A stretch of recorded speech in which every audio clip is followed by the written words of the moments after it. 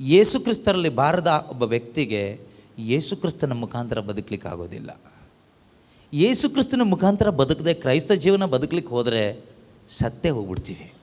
ತುಂಬ ಒದ್ದಾಟ ಆಗುತ್ತೆ, ತುಂಬ ನರಳಾಟ ಆಗುತ್ತೆ, ಟಾರ್ಚರ್ ಆಗುತ್ತೆ. ಅದಕ್ಕೆ ಬೆಸ್ಟ್ ಎಕ್ಸಾಂಪಲ್ ಧರ್ಮಶಾಸ್ತ್ರ. ಒಂದು ನೊಗ ಹೊತ್ಕೊಂಡು ಹೋದಂಗಾಗತ್ತೆ, ಮೂಟೆ ಹೊತ್ಕೊಂಡು ಹೋದಂಗಾಗುತ್ತೆ.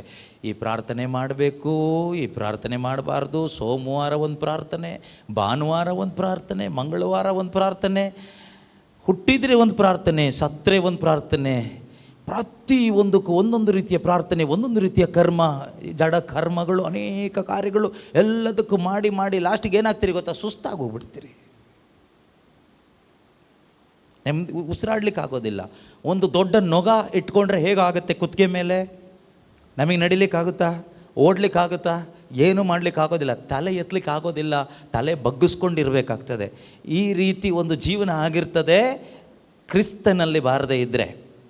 ಕ್ರಿಸ್ತನಲ್ಲಿ ಬರುವಾಗ ಪ್ರೀತಿಯ ಸಹೋದರ ಸಹೋದರಿಯರೇ, ಏನಾಗುತ್ತೆ ಅಂದರೆ ಈ ನೊಗ ಮುರಿದು ಹೋಗುತ್ತೆ. This yoke will be broken. ಈ ನೊಗ ಮುರಿದು ಹೋಗ್ತದೆ.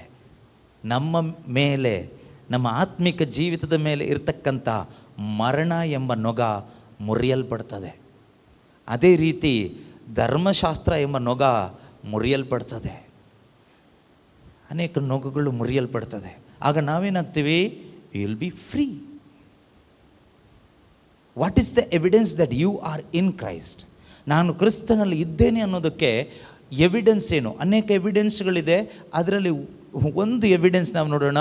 ನಾವು ಮುಕ್ತ ಸ್ವಾತಂತ್ರ್ಯದಿಂದ ಬಾಳಬೇಕೆಂದು ಕ್ರಿಸ್ತ ಯೇಸು ನಮ್ಮನ್ನು ಬಿಡುಗಡೆ ಮಾಡಿದ್ದಾರೆ. ಆದ್ದರಿಂದ ಅದರಲ್ಲಿ ದೃಢವಾಗಿ ನಿಂತ್ಕೊಳ್ಳಿ. ಗುಲಾಮಗಿರಿಯ ನೊಗಕ್ಕೆ ಪುನಃ ಕೊರಳನ್ನು ಒಡ್ಡದಿರಿ. For freedom Christ has set us free. For freedom. Why Christ has set you free? For freedom. ಯಾಕೆ ಯೇಸು ಕ್ರಿಸ್ತರು ನಮ್ಮನ್ನು ಬಿಡುಗಡೆ ಮಾಡಿದರು? ಯಾಕೆ ಅಂದರೆ ನಾವು ಸ್ವತಂತ್ರರಾಗಿ ಬದುಕಲಿಕ್ಕೆ, ಅಂದರೆ ಇಷ್ಟ ಬಂದಂಗೆ ಬದುಕಲಿಕ್ಕಲ್ಲ, ಸ್ವತಂತ್ರವಾಗಿ ಬದುಕಲಿಕ್ಕೆ. ಸ್ವತಂತ್ರವಾಗಿ ಬದುಕೋದಂದರೆ ಅರ್ಥ ಏನು? ಆನಂದವಾಗಿ ಬದುಕೋದು. ಸ್ವತಂತ್ರ ಇರೋನಿಗೆ ಆನಂದ ಇರುತ್ತೆ. If you are truly free, you will have true Joy.